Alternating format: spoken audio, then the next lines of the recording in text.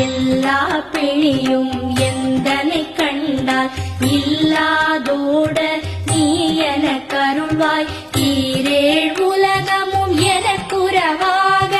ஆணும் பெண்ணும் அனைவரும் எனக்கா மண்ணாளரசரும் மகிழ்ந்துறவாகவும் உன்னை துதிக்க